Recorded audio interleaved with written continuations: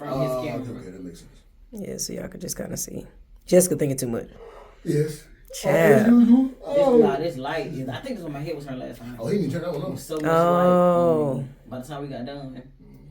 Don't look at it. I don't know why you think you got to I'm not looking at it. I just saw you look up at it just then when you talking. Because I realized that's what's bothering me.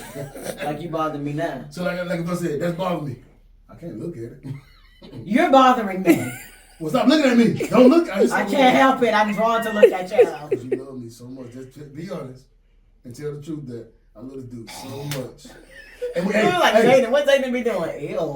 I love this dude so much. And he told me he was gonna be I was gonna be his wife. And now, 20 years later, look at me doing what he told me I was gonna do. I've been telling you. I think I was hoodwinked and bamboozled. How did I get here? And we still here, living my dream. Who said Dave Chappelle? We live my, you live my dream.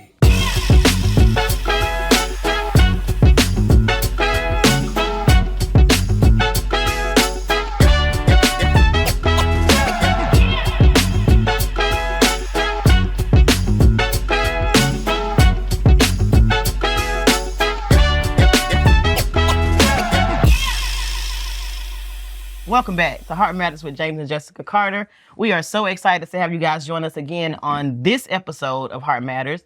We're going to get into tonight a little bit about pursuit. Ooh. And I guess we should start with the story of how you caught me.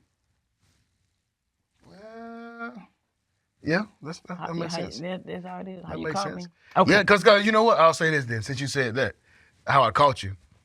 I remember when I was praying and I was asking God. Now I'm gonna tell y'all this. I knew he was gonna go. He was praying. No. You know, I had to get deep into my loins. I said, God, I need a wife. I said, God, I said, in your loins, baby. I had to get deep into it. Okay, go. I said, God, I needed somebody that's rich in themselves, who loves themselves, who know themselves. You know, okay. You know, and because I'll say this because some of the girls that I was around, they didn't. Oh. It was just, it was a bunch of rocks. You know, you talk about gold, silver, and then rocks. It was a bunch of rocks. And I said, I don't want a rock. Okay, let's not stress the rocks because I don't want you to offend none of the rocks that you call it. If y'all rocks are watching this, I apologize. No, I'm so sorry. I don't mean that. I really don't mean that. But no, for real though. I was looking for gold, and then when I saw her. I remember I was in church and I was playing the drums, and we had been going to church there for a little while now. It had been some months, and so I think it was in 1998 or something. 98. And I had said I was done with girls. I was just First of all, in 1998. No, you gotta let me finish my story. Okay, you was 12 though. I just want to point that out. How you was done with girls at 12, dude? I was a grown-minded person at 8. No, but no, seriously. I don't want nobody. That's what she said. But no, seriously, I'm for real. I had prayed this prayer, and I remember I was playing the drums, and you guys was never late because her granddad's name was Early. His name was Early, and he was true to the fact that Early was the thing that he did. So he drove the van, and they was always there like an hour or 2 hours early, and he didn't play. If he came to the house and they didn't show up, I'm just saying, y'all need to know this. If he came to the house, they don't even know that about my granddad. God rest his soul. They talk about it now. The kids will be getting off because they still to this day they talk about this. They'll be getting off the bus from school, and he'll be there with the van. And the church is starting at 7:30. But it wasn't no homework. And it's 3 o'clock, and he had y'all there. So that's why it's so important. Or this point is so important because I remember I was sitting there, and you guys were late, and the church had already started, and I was like, man, where's Oh, because the other D drove the van that night. That's how it was. I ain't gonna call his name because I don't want to put him out there. He might be watching. Don't do that. So she came walking down. She had a blue dress on with flowers all over it, and it's like the sun or something was just shining on. I remember I was playing the drums, and I looked, and I was like, oh my God. And I looked back, and I looked back, and I started playing. I said, that's crazy. And I looked again, and I saw that same light. I said, oh my God. I said, God, are you sure? That's my wife. so hold on, back up. Hey, is that my gold? Time out. Go for it. Because before when you told me this story, you said... Don't make me change it. You said, God, that's my wife. You ain't say you asked God, was I your wife? Like you just knew. No. Now all of a sudden you was questioning. No, at that time I did. I've been going for 22 years thinking that the moment you saw me, I was the one. No, I didn't. Now you wasn't absolutely certain. Don't make me switch my words, though, because at that time frame, whatever I said then, I meant. What I'm saying right now, You mean? I was- the military taught us as sergeants, when you say something, if you wrong, Hey. if I say this is blue, it's blue. Okay, we gonna go with it. I'm just playing. But no. So I saw her and I knew she was gonna be my wife. And after that point, I began to watch her, and all of her family said she was mean and she was, and they, you can talk about my editor. I'm just saying that was, and I didn't see that. I did not see mean. I saw confidence. I saw beauty, because I didn't marry you for your beauty, but I did see beauty. You know why I married you. But What? I saw beauty. I saw confidence. I saw smart. I saw. It was just so much in there that I saw. I was like, wow. So I remember when I started pursuing her, I asked her for a phone number, and she gave me a number, but the number she was spoiled. She's not gonna tell you this, but she was spoiled. They had two. Y'all had two lines. Y'all had two. So this was a hard pursuit. Oh my God. Let me explain This was right a here. tough pursuit. But wait, let me break you up. Let me explain right here, because you was like, I was spoiled. I wasn't like spoiled. If her My grandma watching this, Here was the situation. Me and my mother and I were not very close, even though we lived in the same house.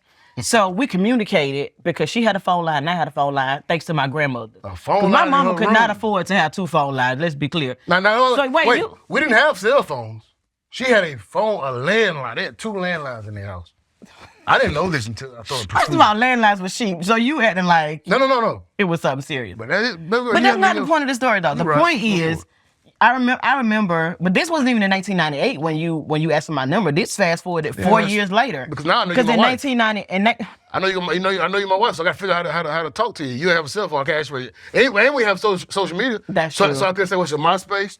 What's your IG? What's your, nowadays they got it easy. then they had what was it, Black Planet? Yeah, these guys got it really. Oh yeah, you're right. I forgot about that one. There's so many things that we done went through in this. God, 20 years. That's Yeah, I a lot. know. But so when you first, I remember when let's go back. I'm gonna stay at 1998 for a minute. In 1998, you tried to get me to ride on this little four-wheeler thing. I did that, and so fast forward, I had to good put that story. in there because when we fast forward that's a good and we story. get to 2001, Yeah. 2001, we get there, and in like October, you start calling me because he asked me for my phone number. And what you did? And what I did was, I gave him my mama number. So he called That her. was a good thing. It wasn't bad. But here's the deal though. My mom was like, no, I don't want you dating any boys or anything like that. So I gave you my mama's number. Yeah. You called my mama's line and listen to what she did. She gave you my number to my room. But before she gave it to me, I talked to her for. Me and her had some conversations, and I love her mama. Me and her mom are. I mean, clearly, because she gave you the number to call me. She's And then amazing. so fast forward, we get on the phone, we start talking or whatever. And I remember you asking me if I asked you to be my girlfriend, would you say yes? And I said no. Yes, you said no. And then I heard click. Oh, I hung up. Click. I Hello? I didn't want her to know. I'm pursuing, Hello. and I'm a good guy. So we hang up. You hang up the phone. Yep. Fast forward a couple of weeks later, you call back and we talk for a while. And I guess you were trying to get to know me a I mean, little. you're still a my little wife. bit better. Even though you said no, you still my wife. So I had to figure it out. So you're still pursuing. So when we talked for a little while, then my birthday of that year, I remember you rode down with your aunt. They had to come down for a church service. So you brought this huge bear with this herringbone necklace. At the time, that was the thing. Y'all young people, they don't know, but a herringbone I necklace had back to then, work. baby. He spent his little Domino's money. Yeah, I have Were no you money. where was you working at Domino's? At And that the time? whole time we riding down there, my aunties. Were you working at Domino's at that time? Like you?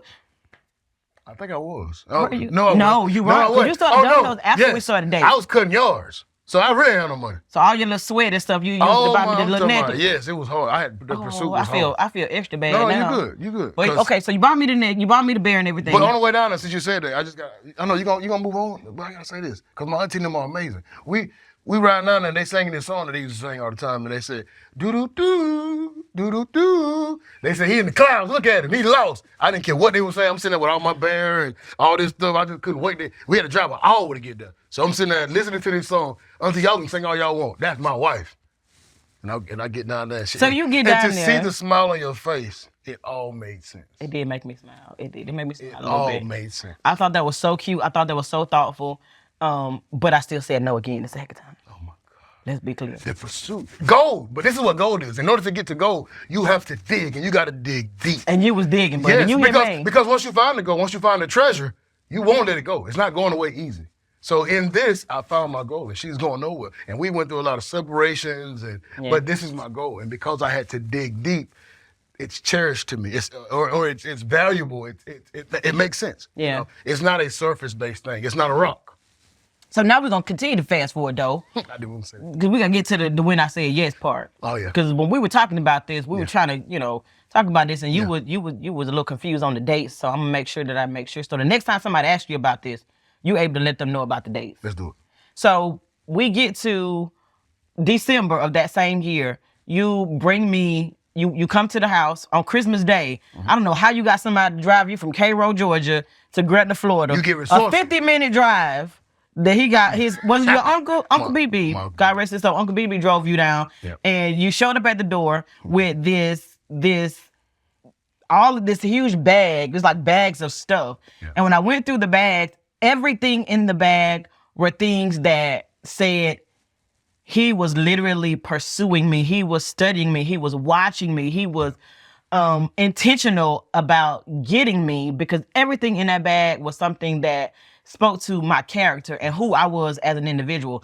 And it's funny because I remember we went to church that day, and my mama was telling the pastor's wife about it, and she was like, "Don't take his stuff if you don't like him." And I was like, "But I do like him," because at that time I started to feel like, okay, you're not just like every other dude. Because I'm not gonna lie, my whole thing was I don't want to date no church dude, because all y'all the same. I was a thug. But You see how he got me caught up in minutes? He's a thug. He ain't no thug. He'll tell you, but don't let him fool you. Y'all see it. Y'all see it. She see it too. That's why she lost. Come on, a church boy. No, I'm really a church boy. Yes, you. Because I remember Pastor reading the letter, and you let the boy slap you, and you turned the other cheek, and I thought that was amazing. Yeah.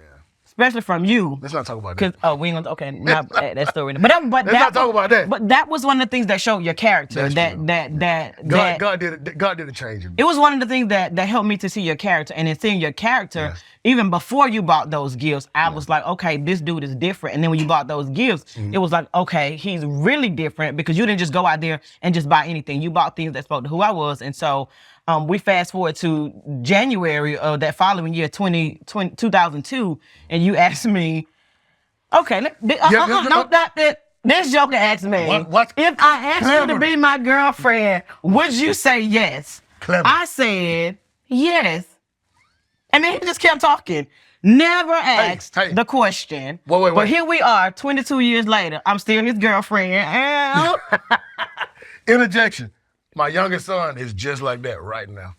He has the same personality. He is. He does. He'd be like, "Mom, if I ask you, can I do this, Mommy? What would you say? Yes." I'm like, "Yes, buddy." Mommy will say yes, and then he just go and do it. I'm like, "Hold on, you didn't ask." It's amazing how you see yourself in your kids. It is. It's amazing. But pursue it. But the art of pursuing in a relationship, I think a lot of people feel like things are just supposed to happen. If I say this is going to be that, then that's what it's going to be. Yeah. And it takes you literally pursuing a person and letting that person know that you care about them. Yeah. So for you, when you were going through the process of picking out those gifts for me, what was going through your mind when you picked out each item for me? Well, like I said earlier, it wasn't easy because there was no social media. So I couldn't go to social media and, pull your page up and see all the things that you're doing that you're liking. So for me, the pursuit was, I had to watch you. And we only see each other at church. And you were stalking me. I mean, yeah, it was a little stalkerish. But no, we're at church, and we only did certain things. Well, no, I'll take it back. In that time frame, we went to church Sunday, Monday, Tuesday, Wednesday, Thursday, Friday, Sunday, Monday, Tuesday, Wednesday, Thursday, Friday, Saturday, Sunday, Monday. Bless us, God. So we was at church all the time. We were saved. You hear me? Exactly. So what I didn't see on social media at the time, because we didn't have it, I was able to see it in my face, which made it much more genuine, because everything that I wanted, you had, and not just it was in your everything, because my mom is like that, and they said the same thing with my mom. They said they call my mom mean and all these things, but she's that gold as well in my life. It's amazing. Exactly. So I watched these things, and I watched your character. I watched how smart you were. Even when we went up to, I'll tell the story real quick. We went up to in Sunday school. We had to do the what do you call it? The synopsis of the the lesson. And I'm so ashamed every time you say this and story. we both had to go up this Sunday, and you got to listen when you got to go. They don't tell you who's going to go up, but we do the lesson, and then after the lesson, they just kind of point in the team. They point out who's going to do it, and you guys got to go up there and just give the full synopsis. So this Sunday it was her and I. We go up, and you were such a gentleman because you said you go first. Mm-hmm. So fast forward. She goes first, and she says everything, literally the entire thing, and the whole church is looking. And then she looks over at me like, I said, amen. She said everything, and she's been doing it to this day. I was gonna say, and that has not changed much in our marriage. But I knew that because she's very smart. Like, my wife is probably the smartest person I've met. Even when I went to your graduation, I'm just still talking about characteristics of the things that I saw when I was pursuing you, while I was pursuing you. When we went to your graduation, they couldn't wait for her to get up and talk. She had so many scholarships, so they were seeing this stuff. Now I saw this stuff way back, when I started pursuing you. But as I watched you, it had me in awe, because I just couldn't believe that someone could be technically this perfect based on what I prayed for. So that's why I pursued so much, because like I said earlier, when you're looking for gold and you find gold, you cherish it. And at that time frame, I cherish the goal. That's my pursuit. So wait, I got a question for you then. Since you asked me a question. Okay, go ahead. When I was pursuing you, how did you feel, or what when it comes to a woman's thought pattern, when it comes to how do women feel about guys pursuing them, or if you were to pursue? Well, I can't answer the question. What were you looking for? I can't answer the question for every woman, but I can answer for me. And I mean, let's be clear now. At the time, I was 17, so I wasn't quite a full-grown woman. I was womanish. I was on Woman Eve, right there before being a woman. But I just knew at that time, seeing how things were going, like for my mom, and my mom will tell these stories about relationships and things that she's gone through. So, and seeing her experience the things she experienced in life, I knew a lot of what I did not want. Yeah. And then seeing my grandfather, because my dad wasn't in my life, so my grandfather was the example of the man for me, to me. And so when I saw how my grandfather interacted with the ladies in his life, and even my grandmother, and they was divorced, seeing how he still cared for her and things like that, I knew I wanted somebody just like my grandfather. Most girls, they want to marry their daddy. For me, my grandfather was my daddy. I called him daddy. So I wanted to marry someone just like my grandfather. Somebody who loved his family, would do anything to make sure that they were taken care of and they were okay. Someone who was a protector and a provider, but at the same time wasn't threatened by a woman who could offer the same thing. Because I was ambitious. You already said that. Yeah. So I was very ambitious. I had this thought process of, wow, I didn't necessarily need someone. It's good to have someone. And let me be clear, I have matured past that, because I've come to the conclusion that I need my husband. And a lot of times when we're young, we think we don't need anything, we got it all together. Yeah. So the me then was like, I don't need anybody. But the way your approach was, it softened me in such a way that I didn't feel like I had to be strong, or I had to be, everything for everyone. Because even at a young age, I was that. I was being everything for everybody, doing everything everybody else wanted me to do, making decisions based on what everybody else saw. And you made me feel like I could be whatever Jessica wanted to be. Mm-hmm. So in doing that, I knew that this is the guy that I want to spend the rest of my life with. Because at first, let's be clear, at first, I was like, when you was like, you saw this light and all this, I was like, nah, bro. Them lights, we had a lot of lights in the church. That about what was going on. I ain't see all of that. But as you pursued me, it made me see that everything I saw in my grandfather, I could see in you. And so this is someone that I could spend the rest of my life with. Yeah. And then as we began to date and go through dating, and you continue to pursue me through the dating, I knew then that not only is this somebody I could spend the rest of my life with, this is somebody who this is someone who I did not want to spend my life without. Yeah. A lot of times we marry people because, this is somebody I could spend the rest of my life with. No, you're somebody who I can't see my life without you being in it. And I feel like I'm about to get real mushy and cry, but I'm not gonna cry on this thing for these people because they're not gonna see me. Y'all not gonna look at my wife crying. That's only for me to see. I'm all in my vulnerability. But no, it's a guy. I don't stop looking at me in my vulnerable state. For real, we love to have fun. We have fun. We have integrity.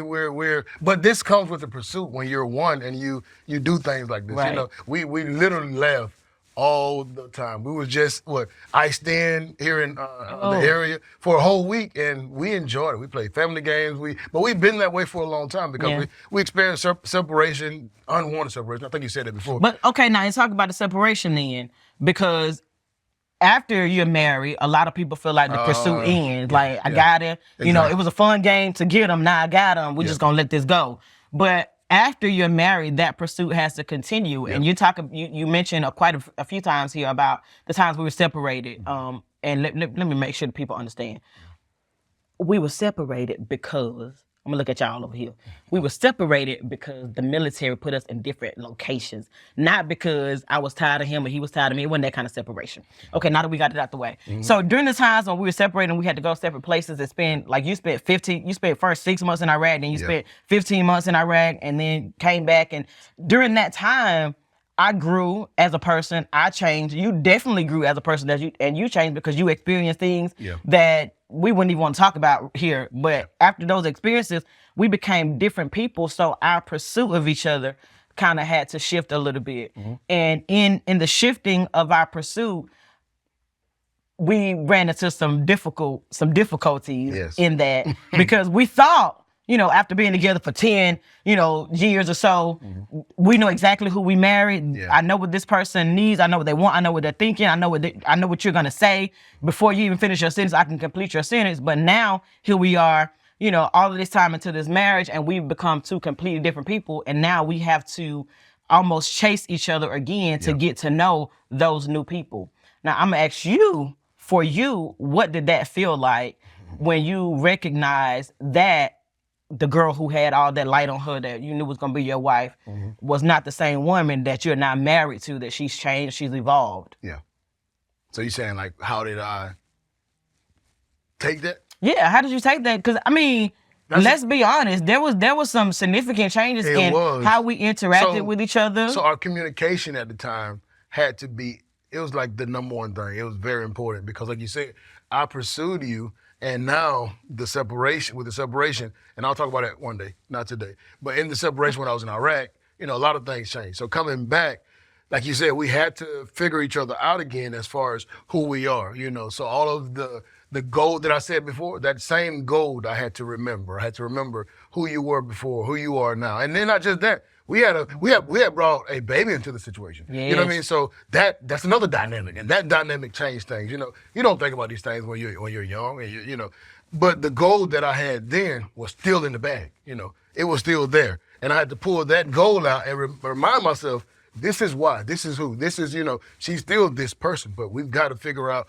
who she is now, and not just who she is. But I had to figure out who I was, you know what I mean? Because I was a whole different person as well. So in that pursuit, like you said earlier, we had to pursue each other again. So here we are in Germany, and we began to date. We began to, we had an amazing nanny. So the nanny would tell us, exactly. The nanny would tell us, let me keep the baby, and you guys just go, and we'll take off. And that's very important in relationships. You have to date. You have to, you have to date at every level. It's not just, you can't think that you get married and then you're gonna stay married for the rest of your life and you're gonna be good. You have to date. You have to pursue. You have to have fun. Like I said, with the joy, there's a certain joy that you get when you're genuinely locked in. Right. And we were genuinely locked in because when we got back, I remember I talk about this all the time. So when we got back from Iraq, my daughter, she started screaming. Not just her, my daughter, my wife.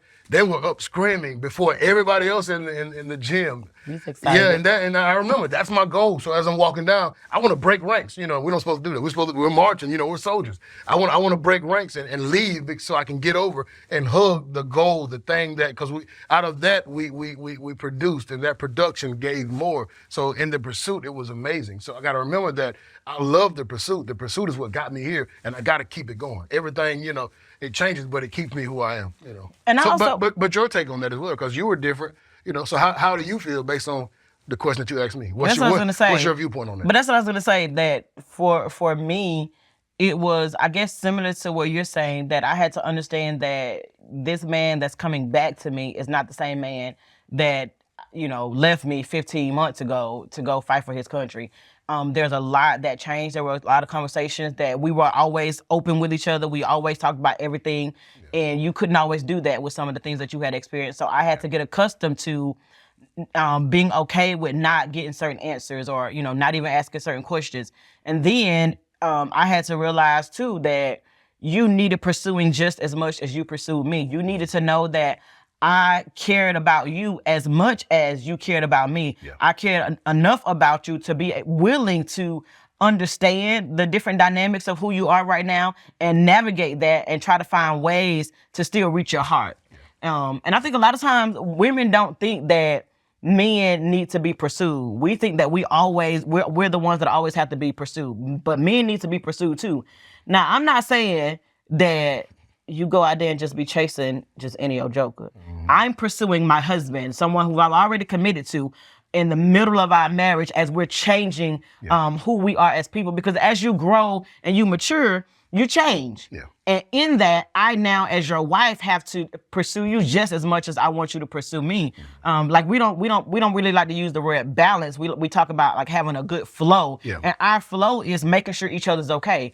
And in that pursuing, sometimes I have to be like, okay, even now, he's had a long day because he working 50 million contracts with 50 million people, recording all these artists and things like that. So sometimes he doesn't, because we don't work traditional jobs. I mean, most people out there already know that. So we run our own businesses. And in that, you can have a day where you've had like a very heavy client. And so you come in after a 6-7 hour recording session, and you come in the house, and I know the session is about to end. Run you some bath water, so you can go in, you can relax and kind of digress. Keep the kids, okay, y'all sit here for a little while. Because especially Zayden, he want his daddy, as soon as daddy come in the house. Yeah. Right now, we're gonna let daddy get some time to, relax, get everything off of him that he just had to kind of, pour out while he was in the studio. Yeah. And so giving you that time so that when you do come, get done and you get all dressed and stuff like that, and you come back in the living room, you can give now your energy and your focus to the family without having to worry about transitioning from, James Carter in the studio. You can now be daddy. You can be, love. Yeah. You remember my mama called you love? Oh my God, that's a whole nother. Okay. we got stories for days about that. Yeah. But it's very important that you guys learn to pursue each other throughout your marriage and throughout your relationship. Don't let that die down. Yeah. When you wanted that person, you did everything you could to get that person. Exactly. And I remember when my grandmother used to always say, whatever you did to get them, you need to do the same thing to keep them. I agree with that to a certain extent. Yeah. You may not have to necessarily do the exact same thing to keep them, but you do need to have the exact same zeal that you had when you were pursuing that person. The things that we were doing to get them, you may have to kind of shift that because that person has changed. They've grown, and you have to study them enough and care for them enough that you're paying enough attention. The word study make it sound so formal, but pay enough attention to your spouse that throughout your marriage and throughout your times of changing, that that you've watched them enough that you can, one, identify the change, and two, be able to connect with the change within that person. Because when you marry somebody, you're marrying who they are today, who they're gonna be in 10 years, 15 years, and 20 years. Because I can guarantee you this, people, they're going to change. It just happened. We evolve. As we grow, we change. If we don't change, then something is wrong, right? So grow together rather than separately. And that is basically kind of what we wanted to hit on tonight. I had something to say, but I'm so busy looking at how beautiful she is, I can't even. Check me out. Oh my God. Okay, hold on.